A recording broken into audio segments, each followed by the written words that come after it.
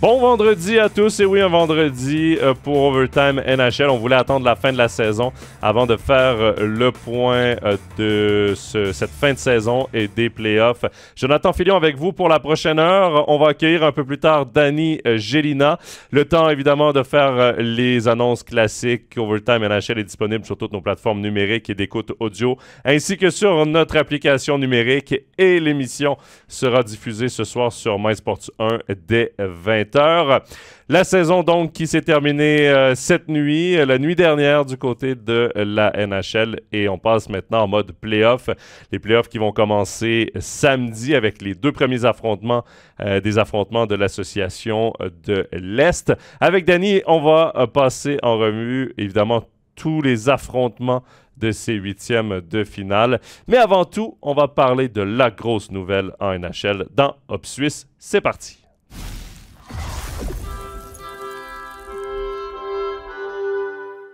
Segment Hop Suisse cette semaine avec Danny Gélina. Salut Danny, très heureux de te retrouver. Salut, ça fait plaisir. Bon Danny, Hop Suisse un peu plus court cette semaine parce qu'on aura seulement un sujet de conversation. Évidemment, on a beaucoup de choses qui viennent dans l'émission, donc on passera pas énormément de temps là-dessus, mais c'est une énorme news du côté de l'Arizona et de Salt Lake City. Yannis Moser qui va devoir faire ses valises puisque son équipe déménage à Salt Lake City en Utah. C'est l'État juste au-dessus de l'Arizona. Je veux tes premières impressions parce que ça a été confirmé hier, jeudi, mais c'était quand même discuté. On avait beaucoup de rumeurs là depuis 2 semaines. Oui, bon, 2 semaines, t'es gentil parce que pour prendre une décision aussi rapide, c'est-à-dire que ils nous ont montré qu'ils ont annoncé des choses il y a 2 semaines. Et puis, ils ont donné l'accord définitif hier pour montrer qu'ils savent faire des choses rapidement. Mais ce qu'il faut savoir, c'est que c'est un travail d'à peu près minimum 1 année à 2 pour être capable de déménager une équipe professionnelle sur une autre. Alors, je crois que le processus a commencé lorsque les Coyotes ont commencé à jouer dans la petite patinoire, où là, ben, ça a été un peu le wake-up call pour un peu tout le monde. Et puis, comme les discussions avec les autorités n'ont jamais abouti, puis ils aboutissent pas pour des raisons très politiques, eh ben, je crois que c'était presque une évidence. Mais le fait de nous montrer qu'en 2 semaines, ils sont capables de prendre des décisions et que c'est les gouverneurs de chaque équipe qui donnent leur accord, ben, c'est un peu gros, quoi, parce qu'on sait tous que c'est pas vrai. Mais en tout cas, ils vont déménager, tout le monde est d'accord, tout le monde est content. Ça va amener une nouvelle équipe. Il y a encore de la place à Salt Lake City pour une équipe professionnelle parce que ça compte énormément.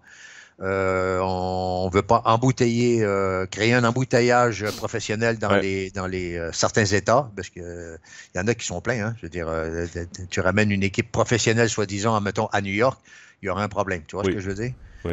Alors, du coup, c'est vrai que c'est un processus qui va être sympa. Salt Lake City, c'est quand même joli, c'est quand même bien.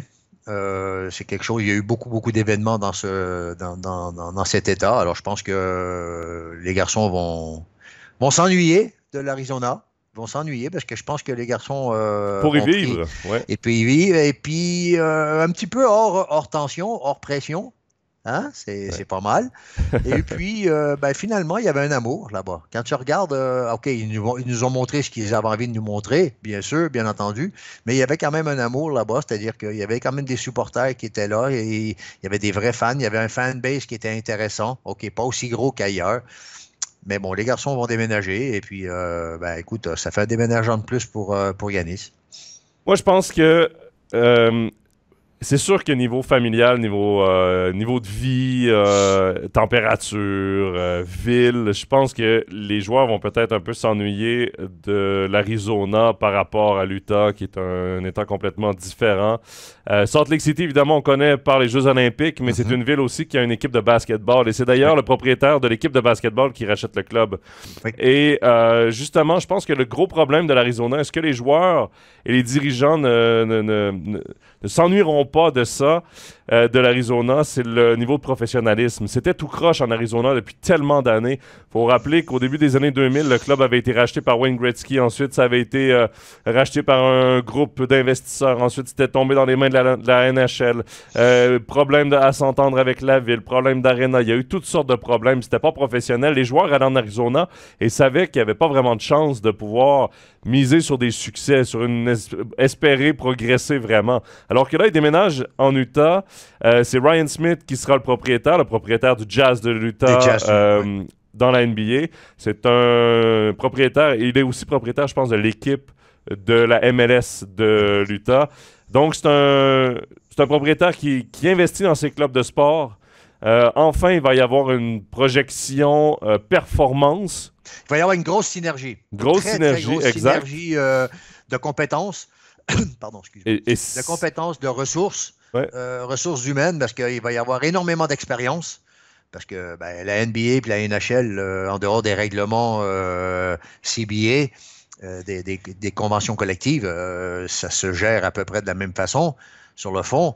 Et je pense que c'est pour ça que d'ailleurs que la NHL n'a pas trop hésité, parce qu'en général, ils sont relativement frileux lorsque c'est des propriétaires, surtout de basket, parce que ce qu'il ne faut pas oublier, et là, ça va, excuse-moi, chose du coq à l'âne, ça va peut-être ouvrir la porte, je dis peut-être, ouvrir la porte au Kraken à Seattle. Parce que ce qu'il ne faut pas oublier, c'est que j'ai lu qu'il y avait un membre qui avait acheté les Kraken, qui est, je crois, propriétaire de Sacramento au basket. Ouais. Et son idée, c'était d'aller chercher les deux équipes en même temps, c'est-à-dire de ramener Sacramento à Seattle. Mais là, c'est une problématique de division. En NBA, on changeait de division et du coup, il fallait qu'ils trouvent une autre équipe et c'est pour ça que Montréal commence à être intéressant pour la NBA. OK? Alors, et c'est d'ailleurs pourquoi ça a aidé le déménagement des Coyotes. Pas de changement de division, pas de changement de conférence, déjà un aréna prête parce que la NBA y est. Et oui, Seattle, évidemment, avec les Supersonics qui ont disparu il y a plusieurs années, de ramener le marché de la NBA dans le nord-ouest américain. Ça a été refusé 2 fois pour l'instant. Oui, mais il y a quand même Portland qui est prêt, qui peut devenir une belle rivalité si Seattle revient. C'est ça, exactement. Et c'est pour ça que, comme tu l'as dit très, très, très bien, c'est qu'en déménageant les Coyotes de cette façon-là, on ne touche strictement à rien à la structure de la NHL, mais strictement rien. Moi, mais on apporte une grosse plus-value à l'équipe, par contre. Exactement. Là, le gars qui a acheté une équipe à je ne sais pas combien de millions, dans quelques années, il va pouvoir se frotter les bains. C'est 1,3 million, là, je pense, le chiffre qui a été avancé. Pour terminer sur ce déménagement, moi, ce que j'aime pas, c'est qu'on promet à l'ancien propriétaire des Coyotes, maintenant on peut le dire comme ça, l'ancien propriétaire des Coyotes, un club d'expansion. S'il réussit à s'entendre avec la ville et à bâtir un amphithéâtre, on lui promet la prochaine équipe d'expansion. Donc on voudrait absolument retourner dans le marché de l'Arizona. Je trouve que c'est un peu comme avec Atlanta. Là, on parle beaucoup d'Atlanta. Atlanta a eu 2 équipes, ça n'a jamais marché, mais on veut absolument... Ça n'a jamais marché, puis on veut y retourner. On veut absolument retourner en Géorgie, on veut absolument retourner en Arizona. 2 marchés qui ont prouvé par les essais que ça ne marchait pas. Et moi, je trouve que la NHL à 32 équipes, c'est déjà beaucoup. Je ne vois pas pourquoi on monterait à 34 ou à 36. C'est le but de la NHL, évidemment, but financier. Mais il va falloir qu'on repense les playoffs parce que là, déjà qu'il y a la moitié des équipes qui participent, l'autre moitié qui ne participe pas. Par exemple, en NBA, il y a quoi? Il y a 30 équipes. Il y en a 20 qui participent aux playoffs en raison des play-ins. Ils ont commencé les wild cards. Exactement, les play-ins, un peu comme on fait ici, si on veut. Voilà. Au lieu de permettre aux équipes de se qualifier par le championnat, par la wild card, les wild cards servent à faire une première série. Tu sais? Ouais, exact. Donc, mais ça donne des matchs en plus, ça permet une rentrée d'argent supplémentaire. La NHL va devoir s'y mettre aussi, surtout avec 32 équipes pour en avoir plus qui participent aux playoffs. Oui, puis écoute, je pense qu'à un moment donné, moi, je veux bien que 82 matchs, pardon, ça peut paraître beaucoup, mais 82 matchs à une moyenne générale de 16 à 17 minutes de jeu par match. Faut pas que tu dises ça au gars qui fait les 3-8 au boulot, parce qu'il il va rigoler, quoi, je veux dire. Tu vois, à un moment donné, je pense qu'il faut regarder les choses en face. C'est pas 5 matchs ou 6 matchs de plus, je parle de séries éliminatoires, qui va changer quelque chose aux garçons. Non, puis soyons honnêtes, Danny, on a vu de très belles courses aux playoffs. On va en parler un petit peu plus tard, justement, du tableau des playoffs. Mais il y a tellement d'équipes qui tombent en reconstruction ou qui sont éliminées 2 mois avant la fin de la saison, donc qui relâchent un peu, qui sont vendeurs, alors que si tu rajoutes plus d'équipes dans le mix des possibles playoffs en raison de play-in, ben, il y a moins d'équipes qui vont être vendeurs à la date limite des transactions, plus d'acheteurs, plus d'équipes qui vont miser le tout pour le tout parce qu'il y a plus de façons d'entrer en playoff que simplement la saison régulière. Je pense que niveau santé du spectacle et santé de la Ligue, je pense qu'il y aurait moins d'équipes en reconstruction ou en longue reconstruction. Au lieu de faire la loterie, il fallait ça à la glace. Il fallait jouer les équipes. Il fallait créer leur classement de la loterie pour la draft sur la glace. Ouais. Donc, voilà, Danny, ça termine notre segment Hop Suisse, mais ce serait intéressant donc de suivre tout ce qui est les couleurs, le nom de cette nouvelle équipe à Salt Lake City. Est-ce qu'on va les appeler, par exemple, et on dit comme ça, si par exemple ils gardent le nom des Coyotes, les Coyotes de l'Utah, les Coyotes de Salt Lake City, ce serait intéressant aussi. Je crois que le nom, en guillemets, ils veulent le garder pour... Oui. Mais ça me surprendrait qu'ils gardent les Coyotes. Mais si, par exemple, je sais pas, ils choisissent les Olympics, ben, est-ce que ce sera les Olympics de l'Utah, les Olympics de Salt Lake City? Peu importe les noms, je sais pas les noms qui ont été avancés. Il y a déjà eu des sondages là, pour faire voter les gens, un peu comme on avait fait avec Vegas et avec Seattle. Vegas et puis Seattle, oui. Mais ce serait intéressant à suivre. Et ce serait intéressant pour Yannis Moser également parce qu'il vient en fin de contrat, son premier contrat professionnel qui est venu à échéance. Donc, il sera agent libre avec compensation. Donc, ce serait intéressant de voir quel contrat il signera. Ça va être intéressant pour lui, mais pas pour l'équipe suisse. Hein? Non. non, parce qu'évidemment, tu veux pas jouer pour pas te blesser.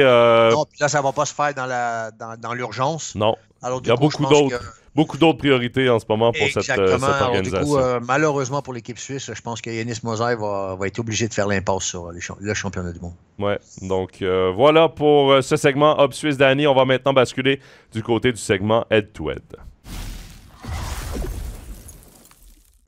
Segment Head-to-Head avec Danny Gélina. Bon, Danny, le nom Head-to-Head est parfaitement dédié pour justement ces face-à-face de playoffs.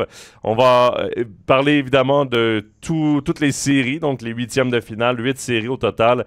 On a beaucoup de choses à dire et on va justement commencer avec les séries qui vont peut-être le plus intéresser les Suisses, puisqu'ils sont tous dans l'Ouest. On va commencer avec les affrontements dans l'Ouest et en commençant par un qui va mettre aux prises 2 joueurs suisses, un de chaque côté, les Canucks de Vancouver face aux Predators de Nashville. Bon, si on regarde le classement de la saison régulière, c'est un affrontement qui, évidemment, avantage les Canucks. 109 points au classement contre 99 du côté des Prédateurs. Mais, Danny, est-ce qu'on peut vraiment s'attendre à une série à sens unique pour les Canucks ou si ce sera plus serré que les gens le pensent? Bon, serré, ça l'est toujours relativement. Par contre, les séries, c'est toujours un petit peu différent. Mais si on regarde la saison régulière, je crois qu'il faut être honnête jusqu'au bout. Les Canucks de Vancouver ont fait une saison tout remarquable. OK? C'est vraiment une grosse puissance de la NHL cette année. Les Prédateurs doivent leur salut à Josi, à la saison qu'il a fait et au réveil qu'il a provoqué. S'il n'est pas MVP, si on nommerait un MVP saison régulière aujourd'hui, s'il n'est pas dans les 3 nominés, moi, je ne comprends pas, parce qu'aujourd'hui, il ne faut pas regarder juste les MVP des grandes équipes, mais regarder qu'est-ce qu'il a apporté et comment il l'a apporté et dans quel contexte qu'il l'a apporté. Et ça, pour moi, c'est un vrai MVP. C'est dans l'adversité, il l'a amené. Mais la série, sur un 4-7, va être à l'avantage de Vancouver. Ça, je pense qu'au niveau profondeur, au niveau fraîcheur aussi, les Prédateurs ont été obligés de cravacher jusqu'au bout, pour aller chercher leur place. Ça a été dur. Ça n'a pas été, la profondeur n'est pas la même. C'est presque une surprise parce que quand on regarde le classement des Prédateurs 3 mois avant la fin de la saison, il n'y a pas grand monde qui disait qu'ils feraient les séries. Alors du coup, je pense que les Canucks de Vancouver ont la profondeur nécessaire. Peut-être pas l'expérience, mais la profondeur nécessaire pour gagner cette série. Surtout qu'en saison, ils ont gagné, je ne me trompe pas, 3-0. Ils ont 3 victoires, aucune défaite. Alors voilà. Moi, je m'attends à une série, honnêtement, très serrée entre les deux équipes. Puis parfois, on a toujours une surprise. Puis je me posais la question ce matin, je préparais un peu l'émission, puis je me disais, est-ce que ça pourrait être la surprise? Et je m'explique. Gardien dominant, défenseur toute étoile, expérience avec Ryan O'Reilly expérience aussi de playoff parce qu'il y a quand même certains joueurs de cette équipe-là qui s'étaient rendus en finale de la Coupe Stanley face aux Penguins de Pittsburgh il y a quelques saisons. Je me dis, est-ce que Vancouver, parce que Vancouver a connu évidemment un énorme début de saison, c'est une équipe qui est encore très jeune. Oui, il y a un petit peu d'expérience, mais dans le mix, je trouve qu'il y a pas moins d'expérience du côté des Canucks que du côté des Prédateurs. Et j'ai l'impression que toutes les équipes qui, à long terme, obtiennent du succès en playoff trébuchent à un moment ou à un autre, rapidement dans leur processus. Après une grosse saison, le Lightning de Tampa Bay l'avait fait, l'Avalanche du Colorado l'avait fait aussi. Après des grosses saisons, il y a toujours une fois où on trébuche en playoff avant justement d'apprendre comment gagner, comment devenir une équipe gagnante en playoff et tout. Et je me dis, pourquoi pas y aller avec une surprise des Prédateurs sur cette série? Après, si on se fie à la saison régulière, tu me dis aujourd'hui, les Canucks passent en 5 matchs, en 6 matchs, je suis pas choqué. Mais je me dis, si les Canucks passent, ce sera une longue série. Ce sera pas comme la série expéditive des Prédateurs face à l'Avalanche. C'est quoi, il y a 2 ans, là, ça avait été 4-0. Les Prédateurs étaient juste là pour comme adversaire. C'était un adversaire, c'était un punching bag plus qu'autre chose. Je pense vraiment que les Prédateurs, moi, ils m'ont surpris toute la saison et je me dis pourquoi pas surprendre en playoff. Et c'est pourquoi je vais peut-être miser sur la surprise les Prédateurs de Nashville dans ce premier tour de playoff. Écoute, et vraiment, là, je mets l'accent sur la présence de Ryan O'Reilly. Oui. Tu as raison sur 2 choses dans ce que tu viens de dire. C'est la première, c'est que souvent une jeune équipe parce que c'était pas trop prévu une saison comme ça, c'était prévu d'avoir une bonne saison, mais pas comme celle-là. Elle peut trébucher, puis pour savoir gagner les séries éliminatoires, il faut les avoir déjà perdues. Ouais. Il faut que l'équipe ait goûté à la défaite des séries éliminatoires ensemble. Ça, c'est très... Dans un processus de construction, c'est hyper important. Parce qu'il faut que tu goûtes que c'est vraiment dégueulasse une défaite en séries éliminatoires. Si tu ne l'as pas goûté, tu ne peux pas savoir. Alors là, je te donne raison. Deuxième point où tu as raison, mais que tu ne l'as pas dit de cette façon-là, c'est qu'il y a une chose qui est sûre, c'est que les Prédateurs sont en mode playoff depuis un moment. Ouais. Ils sont prêts. Ils sont préparés. Ils jouent en mode playoff depuis un bon moment. Il n'y a aucun ajustement à faire mental ou tactique. Ils ont été obligés de jouer en mode playoff depuis un bon moment pour être capables de passer à travers. Puis il y a des gars qui ont été obligés de switcher parce que ça ne passait pas. Alors là, oui, tu as raison.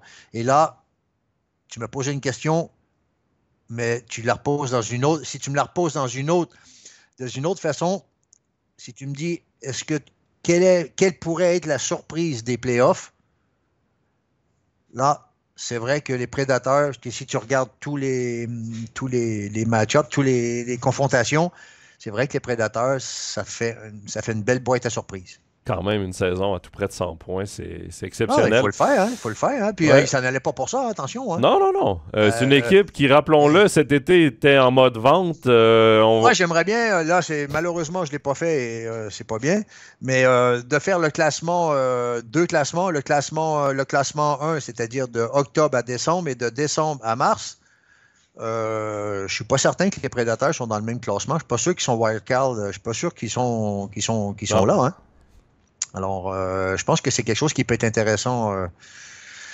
Je pense que les Canucks de Vancouver seraient certainement mieux de se focaliser sur les Prédateurs de janvier à mars que les Prédateurs de octobre à décembre. Ouais, mais une chose est certaine, c'est que ça promet... En fait, toutes les séries, honnêtement, là, je regarde les match-ups, là.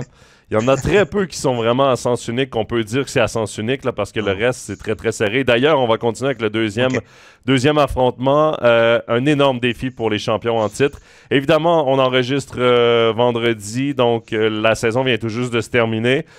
Il y avait les Golden Knights et les Kings qui jouaient dans la toute dernière soirée pour décider qui allait affronter les Stars de Dallas, donc les champions de l'association de l'Ouest. Et ce sera finalement Vegas qui va affronter les Stars. C'est un énorme défi. Et là, même si Mark Stone a recommencé à s'entraîner et pourrait faire un retour au jeu, même si Pietrangelo est au jour le jour, blessé au jour le jour, on réévalue son cas, il pourrait revenir évidemment en playoff. Danny, moi, c'était mon équipe l'an dernier que j'avais mis champion de la Coupe Stanley, les Stars de Dallas, et c'est mon équipe cette année aussi que je mets champion de la Coupe Stanley. Je vois pas de défaut dans cette équipe-là et j'ai l'impression qu'on va voir les champions en titre être éliminés rapidement. Moi, c'est le feeling que j'ai. Moi, c'est ce que j'ai marqué, c'est que c'est une équipe qui joue excessivement serré. C'est pas parce qu'ils vont arriver en playoff qu'ils vont resserrer.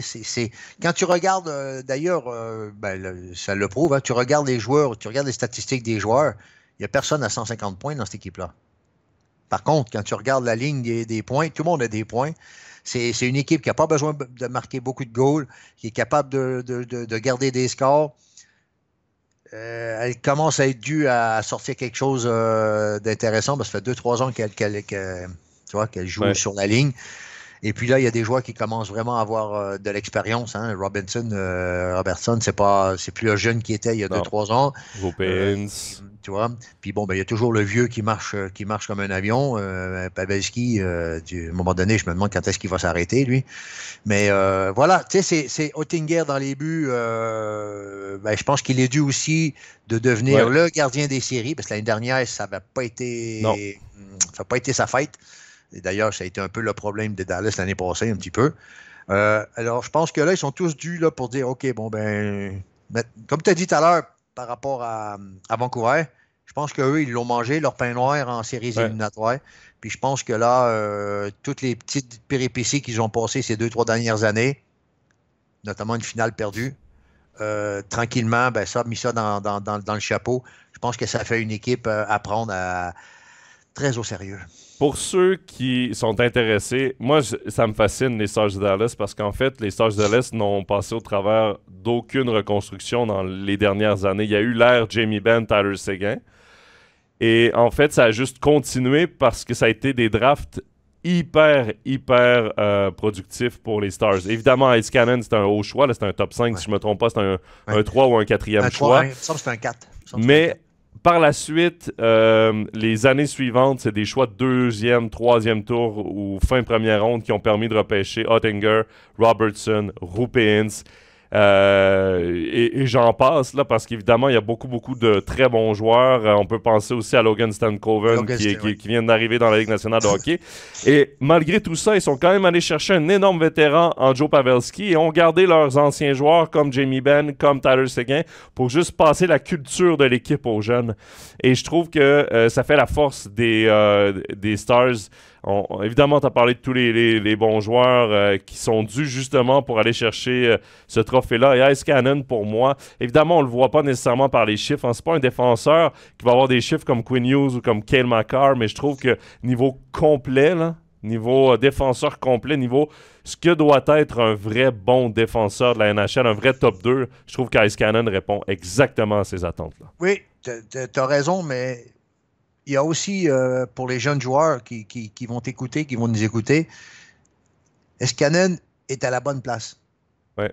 Et dans la bonne organisation.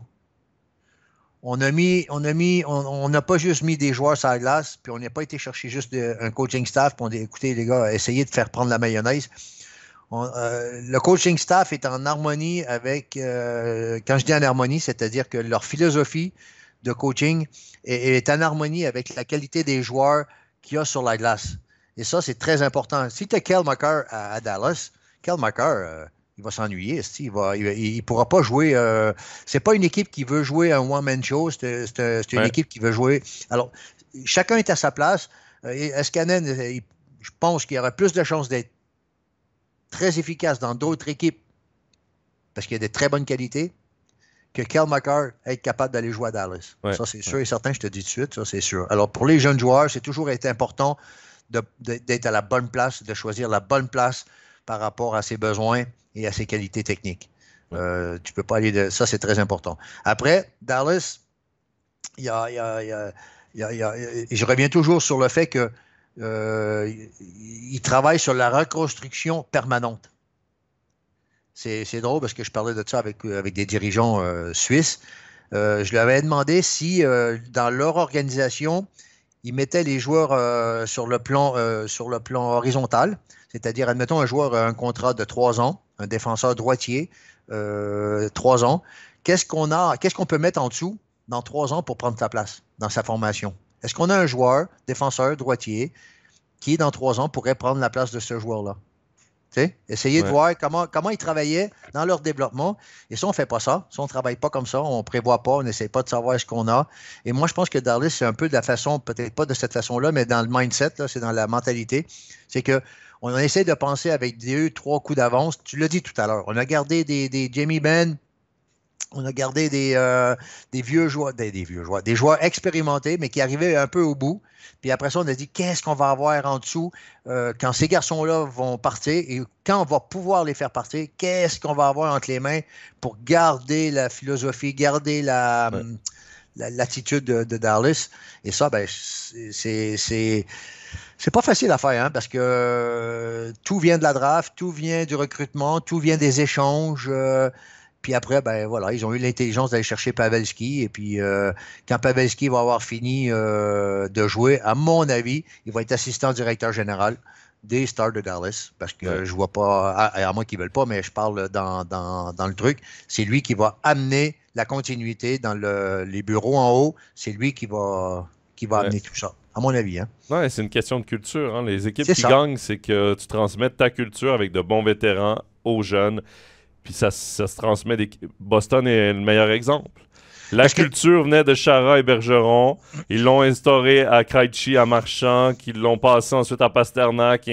Puis là, les jeunes qui rentrent, mais ils sont obligés de rentrer dans cette culture de gagnant, la mentalité des Bruins. Et c'est comme ça qu'il faut bâtir une équipe. Et puis je peux te dire, c'est dur, hein, parce que quand les jeunes rentrent dans un vestiaire aujourd'hui, c'est plus les mêmes jeunes qui rentraient il y a 15 ans. Hein. Ben, on le voit d'ailleurs avec les Oilers. Pourquoi les Oilers ont trébuché aussi souvent malgré les premiers choix?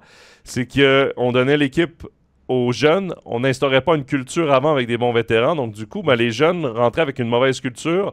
Et cette mauvaise culture-là, c'est juste perpétuée de saison en saison. Bon, on l'a échangé, hein, la culture. Hein. Je veux dire, les Oilers d'Edmonton, tu gagnes autant de Coupes Stanley qu'ils l'ont gagné. Ils ne l'ont pas gardé, c'est-à-dire qu'ils n'ont pas gardé des joueurs assez longtemps, ils n'ont pas gardé des joueurs dans les bureaux. Pardon. Et ça, c'est quelque chose qui s'est perdu. Puis les Oilers, aujourd'hui, c'est une organisation et c'est des joueurs qui jouent dans une organisation. Ouais. Et si tu me demanderais quelle est la culture des Oilers, j'aurais du mal à te la définir. Ouais. Bon, Danny, on parle des Oilers. Ça tombe bien. Ils affrontent à nouveau les Kings de Los Angeles parce qu'évidemment, les Kings ont gagné leur dernier match. À la suite de la défaite des Golden Knights, les Kings ont pu passer au 3e rang de leur division. Et vont affronter les Oilers d'Edmonton encore parce que ça fait quelques saisons qu'ils s'affrontent. Si je me trompe pas, c'est au premier tour en plus. Danny, je me pose même pas de questions. Honnêtement, je mets les Oilers gagnants dans cette série-là. Et je m'explique pourquoi j'avais beaucoup d'attentes envers les Kings de Los Angeles de Kevin Fiala cette saison. Et les Kings ont commencé la saison, tout le monde était incroyablement surpris et étonné. Pas étonné, surpris, mais aimait beaucoup leur système défensif. Ça marchait tout ça et la chaîne a vraiment déraillé. Et au contraire, les Oilers d'Edmonton ont connu un début de saison catastrophique. Congédiement d'entraîneur après 13 matchs et ensuite c'est devenu la meilleure équipe de la Ligue nationale de hockey. Si on prend à partir du 14e match de la saison, j'ai regardé une semaine avant la fin de la saison, il restait 2 ou 3 matchs. Je sais que les Oilers en ont perdu 1 ou 2 dans ces derniers matchs de la saison. Évidemment, il y avait la blessure aussi à McDavid, mais c'était avant ça, là, une semaine avant la fin de la saison, la meilleure équipe de la Ligue nationale de hockey à partir du match 14. Donc, c'est pourquoi je vois les Oilers passer les Kings de Los Angeles. Écoute, ils sont dus, ça c'est une évidence. La question qu'il faut se poser, est-ce que les garçons sont dus aussi? Est-ce que les joueurs vont se mettre au diapason des playoffs? Tout le monde le sait, on le répète à chaque année, mais finalement, on est obligé parce que c'est comme ça que ça se passe. Les playoffs, c'est l'équipe qui prime.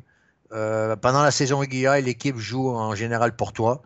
Puis là, ben, à un moment donné, en playoff, c'est toi qui dois jouer pour l'équipe. Alors, est-ce que les garçons, les têtes d'affiche, ils vont tous se mettre d'accord pour dire, écoute, aujourd'hui, ce qui est important, c'est gagner. Puis si j'ai pas de points, mais que faut que je gagne tous mes engagements parce que c'est important, ben écoute, tu as fait ta job.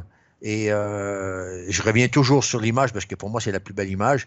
Quand Crosby a été nommé MVP des séries éliminatoires et quand ils ont gagné la finale contre les Prédateurs, il a marqué un goal en playoff. Un goal. Ouais. Et c'était au dernier match. C'était le deuxième but dans une cage vide. Sur un block shot, sur la sortie du gardien de but. Hein, c'était 1-0 pour lui. Sorti, il a gagné l'engagement. La rondelle revient à la ligne bleue pour une raison ou d'une autre. Il fait un block shot, puis il va. Voilà comment tu es MVP. Alors, Edmonton peut gagner en séries éliminatoires à condition que tout le monde joue pour l'équipe et puis que le gardien fasse la job.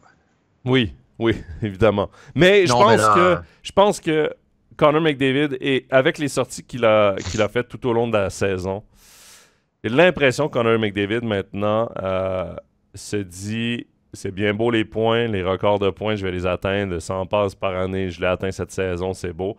Mais maintenant, je vais devoir gagner pour qu'on me mette sur un autre niveau. Un peu comme Ovechkin a fait, un peu comme... Crosby l'a fait dès qu'il est entré dans la Ligue nationale, mais justement, il y avait des vétérans avec lui qui lui ont pavé la route. McDavid a dû apprendre par lui-même et maintenant, avec ce qu'il dit, je pense qu'il est conscient que maintenant, il doit se sacrifier pour l'équipe. Un peu comme tu l'as dit. Maintenant, c'est le logo des Oilers qui passe avant le nom dans le dos. C'est la même chose pour Draisaitl, c'est la même chose pour Evan Bouchard, c'est la même chose pour tous les joueurs de cette équipe. Hyman, on peut les nommer Nugent Hopkins. Écoute, ils ont une belle équipe. Ils ont une belle équipe, ouais. Sur le papier, ils ont ce qu'il faut. En avant, en arrière, et là, peut-être un peu dans les buts. En tout cas, c'est déjà mieux. C'est déjà mieux que ce qu'ils avaient, OK? Mais d'ailleurs, tu fais un parallèle qui est intéressant, mais moi, le parallèle de McDavid, je le ferais plus avec McKinnon. Pourquoi McKinnon a un step, pour moi, au-dessus de McDavid? C'est qu'il l'a gagné à Coupe Stanley. Oui, exactement. Il l'a gagné à Coupe Stanley. Et du coup, ça le rend pas meilleur, mais... Et McDavid, tu dis OK, McDavid. McKinnon, tu dirais monsieur. C'est... Meilleur exemple, et ça parlera peut-être pas à tout le monde. Ça parlera peut-être pas à tout le monde en Suisse, je m'en excuse, mais le meilleur exemple, Danny, toi, ça va te parler, c'est Marcel Dionne versus Guy Lafleur. Quand tu regardes ces deux joueurs-là, même draft, Dionne a plus de points que Lafleur dans sa carrière, mais Lafleur a des Coupes Stanley, Dionne n'en a aucune. Et quand on parle au Québec, évidemment, Guy Lafleur a été un héros avec le Canadien de Montréal. Dionne jouait du côté de Détroit. Donc, évidemment, ça parle plus aux Québécois, Guy Lafleur, mais même à travers la Ligue nationale de hockey, le nom de Guy Lafleur résonne plus parce qu'il a gagné des Coupes Stanley, il a été champion, il a marqué des gros buts en finale, il a marqué des gros buts en play-off, alors que Marcel Dionne, c'est tout ce qui lui manque parce que niveau points, c'est un des meilleurs pointeurs de l'histoire de la Ligue nationale. Oui, écoute, Marcel Dionne, aujourd'hui, c'est lui qui a fait connaître les Kings de Los Angeles au Canada. Hein. Mm-hmm. C'est un joueur de franchise. C'est un joueur de franchise et comme parce que j'ai dit Détroit, mais il a commencé sa carrière à Los Angeles, puis ensuite il a fini à Détroit, mais oui, avec les beaux maillots, là, tu sais. Tu fais bien de non, mais excuse-moi, mais... Non, tu fais bien parce que oui, il avait été repêché par les Kings, oui. Avec les maillots jaunes et mauves. Moi, je le vois là, moi. Oui. Avec le numéro 16, là. Et, oui, t'as raison, et ça fait tout le changement, et... tant aussi longtemps que les garçons n'ont pas compris, ils ne gagnent pas la Coupe Stanley. Ça a pris du temps à Ovechkin. Ouais. Il l'a compris, il a gagné la Coupe Stanley de belle manière. McKinnon l'a vite compris. Il s'est dit, on n'aura pas une chance comme ça toutes les années. Il s'est mis au diapason, il s'est mis au service de l'équipe. Ça lui a apporté quelque chose. Et ça change de dimension, ça change l'équipe de dimension. Et là, je pense que les Oilers se doivent de passer ce tour le plus vite possible pour garder le maximum d'énergie, avoir un bon rythme, un bon momentum et ne pas laisser penser que les Kings peuvent passer l'épaule. Parce que là, ça peut être très dangereux. Hein. Attention, hein. Ça, c'est la peau de banane. Hein.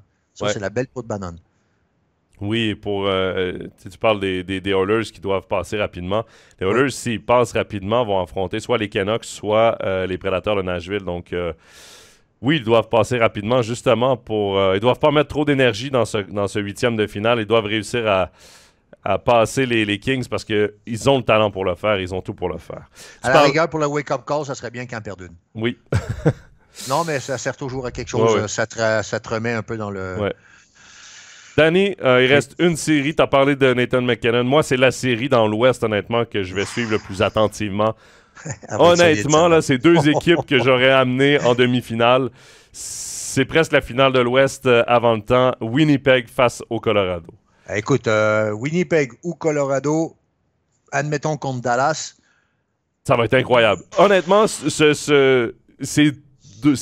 ces affrontements qui vont suivre, là, ces 3 affrontements, donc c'est la série de Dallas, ensuite la série de Winnipeg-Colorado et l'affrontement des 2 gagnants. C'est exceptionnel comme niveau de jeu. Écoute, là.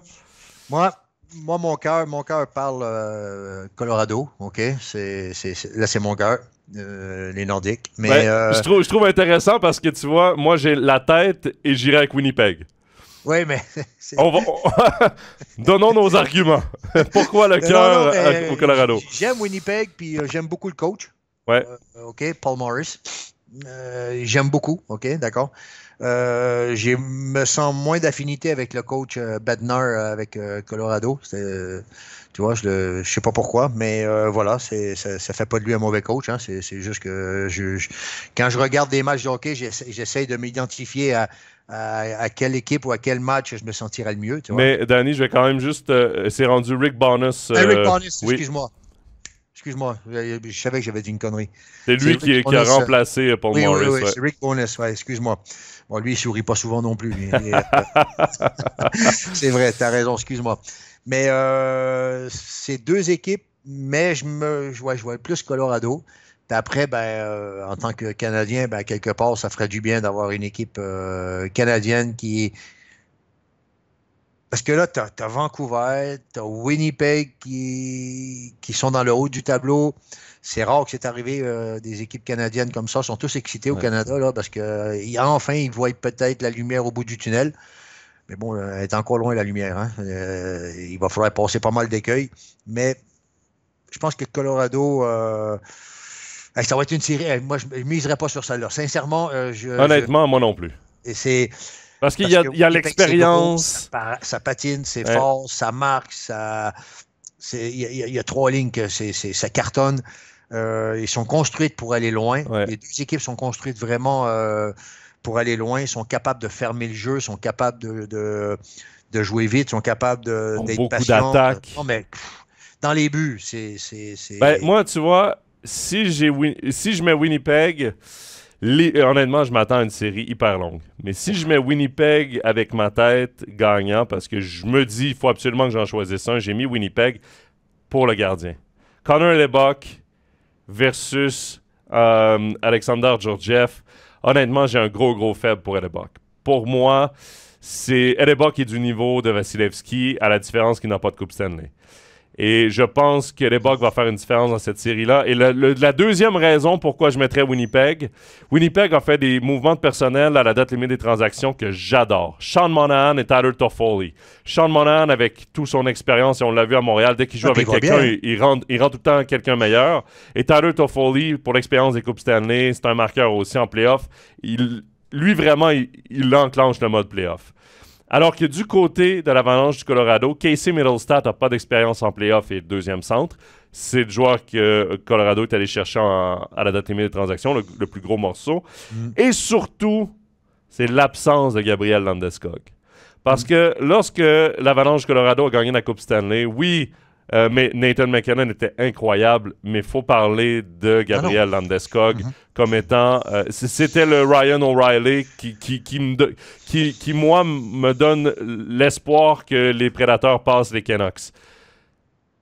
Gabriel Landeskog avait un apport tellement important dans cette équipe-là que je me dis, c'est peut-être là où ça va faire une différence. Cette absence-là versus le gardien de but, c'est peut-être... Faut pas oublier une chose, hein, c'est que ces joueurs-là, quand ils sont là, on ne voit pas toujours la différence. Mais quand ils ne sont pas là, on la voit. On la voit comment?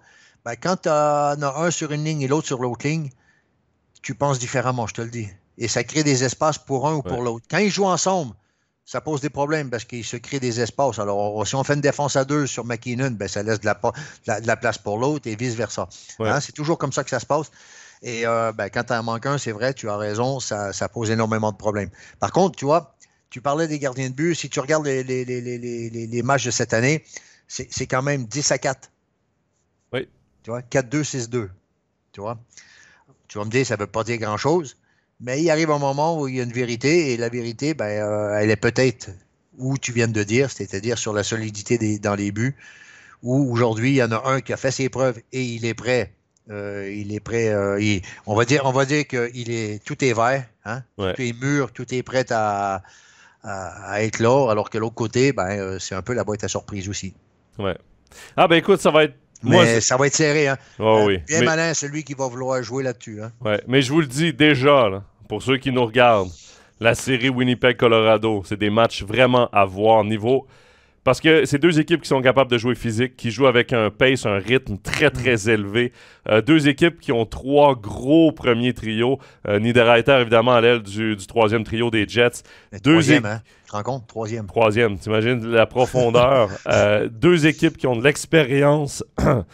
Plus d'expérience, évidemment, parce que l'Avalanche a gagné la Coupe Stanley il y a 2 ans, mais les Jets sont des joueurs qui ont de l'expérience aussi. Un gardien dominant en Hellebuck, un gardien qui pourrait se révéler archi-dominant en playoff en Georgiev.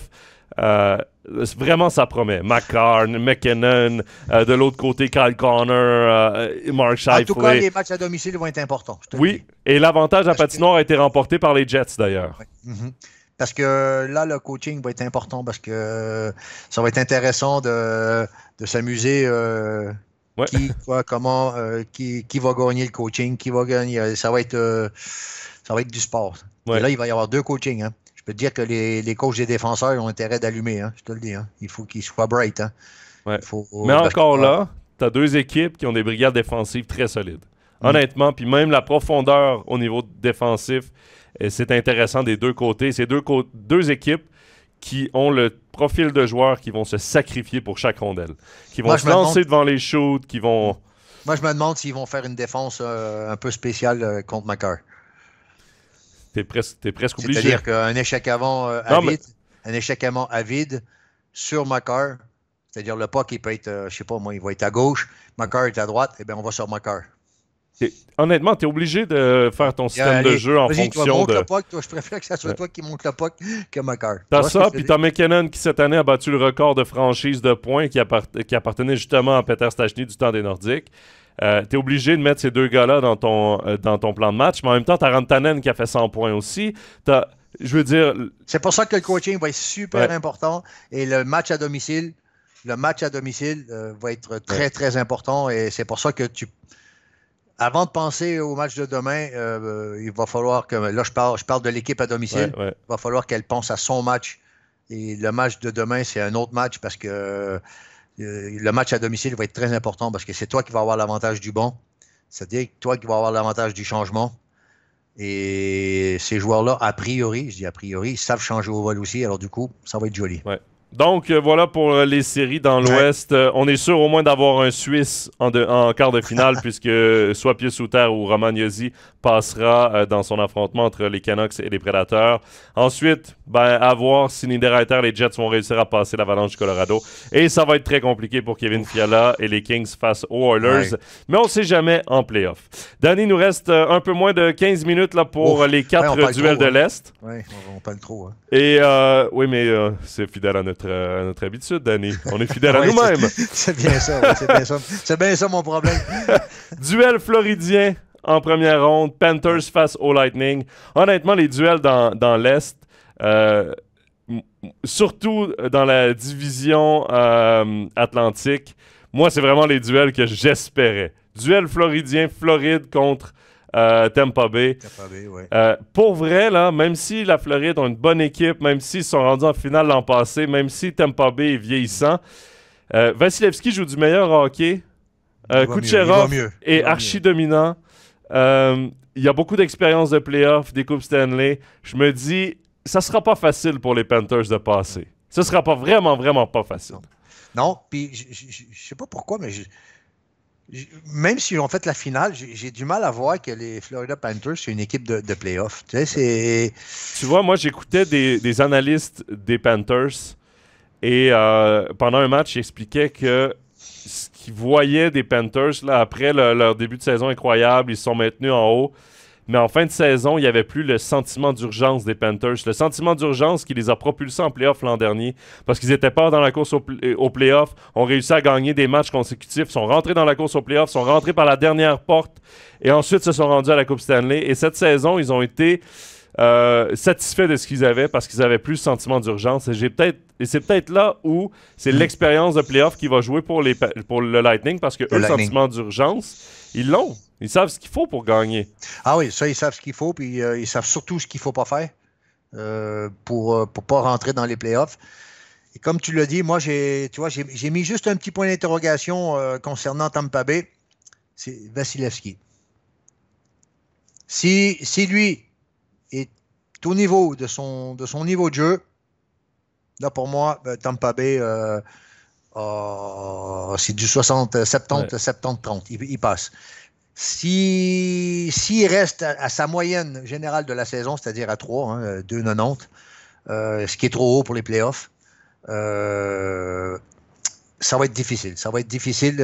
Après, est-ce que Bobrovsky va être capable d'élever son niveau de jeu? Parce qu'il va y avoir un bon duel de gardien de but aussi. Oui, puis là, en ce moment, c'est Stolarz qui est envoyé par les Panthers. C'est encore la grosse question devant la cage. En même temps, Stolarz, c'est pas le gardien qui a le plus d'expérience en playoff non plus. Non plus. Et là, moi, ça me pose un problème. Enfin, après, je suis pas qu'au NHL, c'est peut-être pour ça. Mais quand tu arrives en playoff et qu'il n'y a pas de stabilité dans, dire, voilà, ça, à part les Bruins de Boston, oui, ils vivent un truc un peu spécial. La lune de miel entre les deux gardiens, elle est très, très, très spéciale, mais ça n'existe pas partout. Et puis, pour l'instant, c'est la seule équipe, ça existe comme ça. Il y en a qui essaient de le limiter, mais on voit que c'est de l'hypocrisie. Mais là, ça, on voit qu'il y a quelque chose entre les deux garçons. C'est que si tu arrives en playoff et tu dis, OK, on va voir qui c'est qu'on va mettre dans les buts, on va analyser la situation, puis écoute, ça me pose un problème. Tu vois, je te parle pas s'il y a un blessé ou pas, là.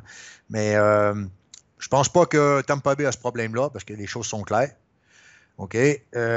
Pour moi, Bobrovsky devrait être dans les buts. C'est lui qui détient la clé d'expérience des playoffs. Par contre, s'il se perce au premier match, à mon avis, c'est fini pour lui. Et pour moi... Écoute, si j'y vais sur papier, niveau talent, je pense que niveau profondeur, niveau saison, je pense que j'y vais avec les Panthers. Mais pour vrai, moi, je parierais sur le Lightning. Moi, je pense que le Lightning va passer. Oui, je sais pas, peut-être parce qu'on est habitué de voir le Lightning et puis de parler du Lightning. Et puis mais je crois pas vraiment.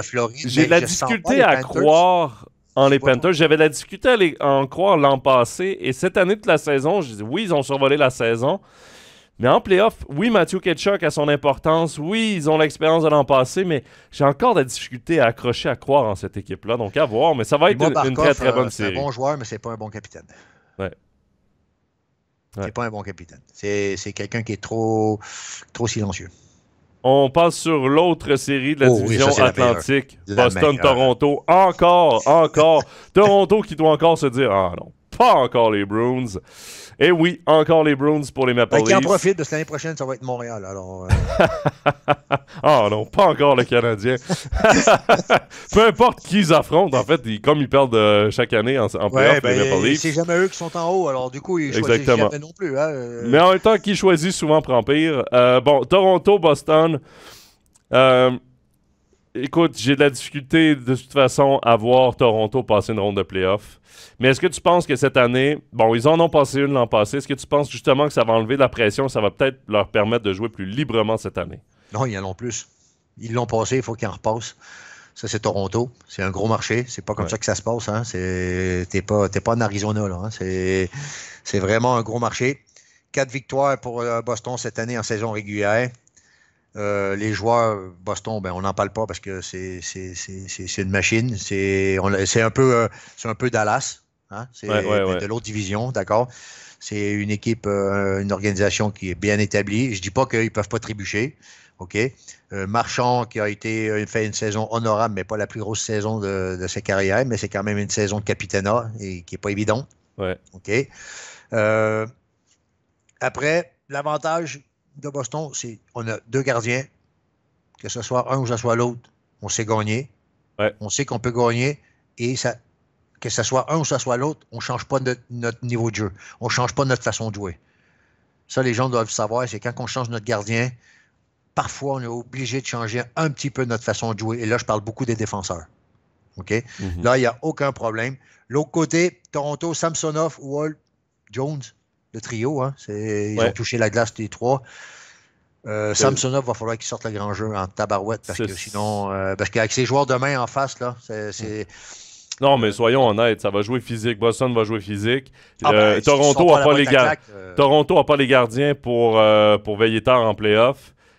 Puis même si, offensivement, Toronto vont réussir à marquer des buts, honnêtement, le jeu va se resserrer. Ça va être plus compliqué. Moi, je ne suis pas convaincu que ça va être si facile que ça pour les Maple Leafs de marquer. La question qu'il faut se poser, c'est est-ce que les Maple Leafs vont être aussi patients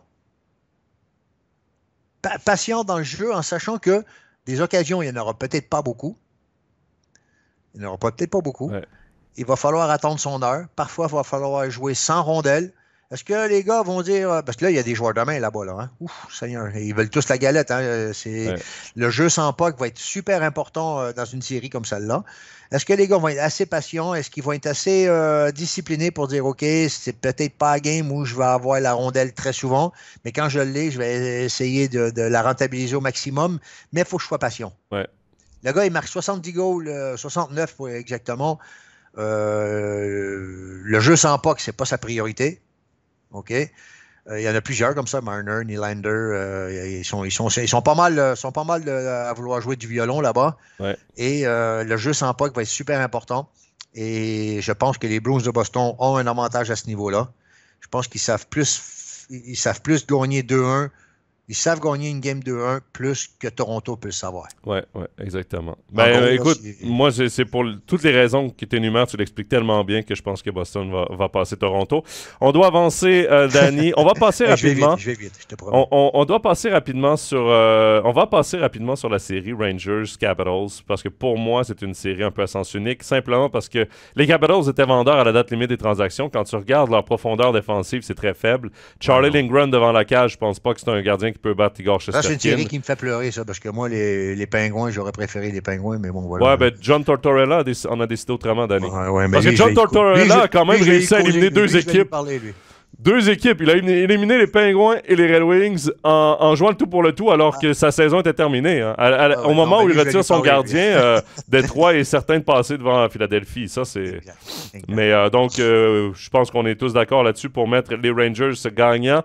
Ouais. Mais la série, je voulais prendre plus de temps, un petit peu de temps pour parler de la série Hurricanes-Islanders.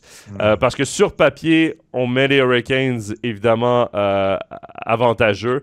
Mais moi, j'ai l'impression, Danny, je ne sais pas si tu partages la même impression que moi, ça va être plus compliqué que ce qu'on voit sur papier pour les Hurricanes de passer les Islanders. J'ai l'impression que les Islanders, défensivement, avec le système de Patrick Roy, l'intensité qu'il met dans le match, pourrait grandement affecter le jeu des Hurricanes et ça pourrait être une série très serrée. En tout cas, ça va être super intéressant de voir les deux coachs en arrière du banc. Deux gars d'amour roi quand même. Deux gars de cœur. Ouais. Un qui est peut-être plus posé que l'autre, mais c'est pas dur, hein? Être plus posé que Patrick Roy, c'est pas compliqué, mais le gars va amener un feu incroyable aux Islanders. En plus, ça vient de nulle part, ils sont partis de loin. Patrick Roy, c'est un gars vraiment un sanguin. Attention à ne pas les amener trop haut non plus, par contre, parce que ça, c'est dangereux aussi.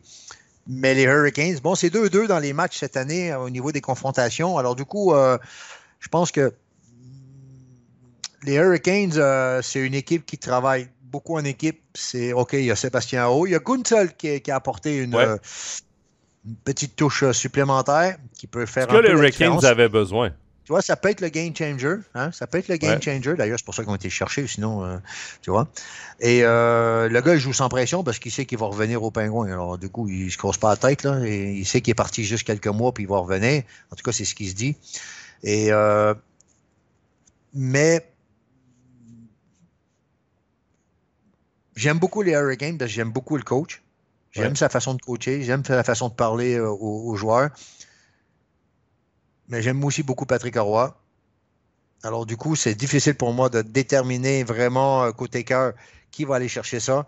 Mais je dirais que Carolina pourrait aller chercher une série du style 4-3. Ouais, écoute, moi, ma tête me dit justement Hurricanes en 6 ou en 7. Mon cœur dit Islanders en 6 ou en 7. Parce que j'aimerais voir Patrick Roy passer avec ces Islanders, surtout que les Islanders sont en mode playoff. Hein. Ils ont vraiment enclenché le mode playoff. Mais en même temps, les Hurricanes, même chose. Depuis que Frédéric Anderson est revenu, les Hurricanes, c'est une puissance de la Ligue nationale de hockey.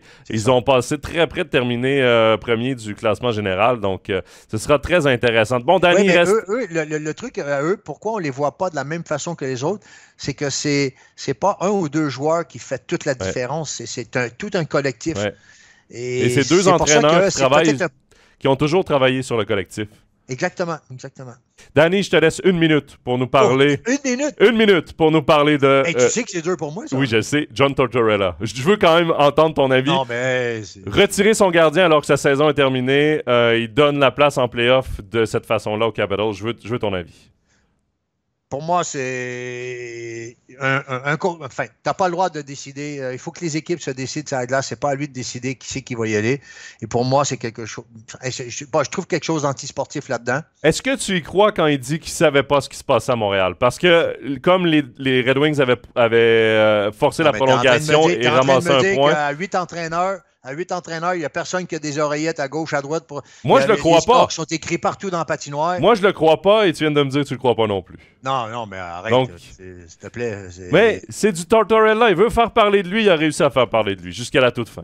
Mais il a perdu son équipe, par contre. Mais moi, je vais dire, Crosby, il n'a pas parlé encore, mais j'ai hâte de l'entendre. Ouais. Ah non, mais écoute, il a éliminé rappelons-le, il a éliminé les Red Wings et les Penguins d'un seul coup. Et honnêtement... Si lui, ça le qualifie de gagner dans le temps réglementaire... Mais il n'avait aucune chance de se qualifier avec ça. C'est lui et les autres, ils s'en foutent. De jouer le tout pour le tout, tous les entraîneurs vont le faire. Mais là, ça lui donnait pas de chance. De décider par un geste qui ne sert à rien l'avenir des autres équipes, il n'a pas le droit. Ouais. Et il a perdu ses playoffs, il a perdu sa saison. Honnêtement, on aurait dû parler des Flyers de Philadelphie. Il a perdu un peu de crédibilité. Il a perdu la crédibilité, ouais. Voilà, donc c'est le mot de la fin, Danny. C'est le mot de la fin. Une minute, j'ai été bon. Une minute, puis je te le dis, t'as dépassé de quelques secondes, mais c'était trop intéressant, fallait que je te laisse finir. Danny, on va se retrouver sûrement un peu plus tard dans les prochaines rondes de playoffs, puis entre-temps, on profite de ce 8e de finale. Merci d'avoir été avec nous, Danny. Merci. Bye. Voilà, c'est ce qui conclut l'épisode de la semaine d'Overtime NHL. Merci encore à Danny Gélina. Merci à vous d'avoir été avec nous. Avant de vous quitter, je vous annonce qu'il y a des matchs qui seront diffusés en commentaires originaux anglophones des playoffs ce week-end sur MySports. On attend toujours la confirmation de quels matchs seront diffusés et quels horaires, donc sur quelle chaîne. Mais abonnez-vous à nos réseaux sociaux pour ne rien manquer de ces playoffs de la NHL sur MySports. Pour ce qui est d'Overtime NHL, on va se retrouver d'ici 2 semaines à la fin des 8e de finale, tout juste avant les quarts de finale. On va faire un nouvel épisode. Évidemment, on ne connaît pas l'horaire fixe, mais restez à l'affût pour ne rien manquer de nos lives sur ces playoffs. Entre-temps, portez-vous bien. J'ai très hâte de vous retrouver et un beau week-end. Bye-bye.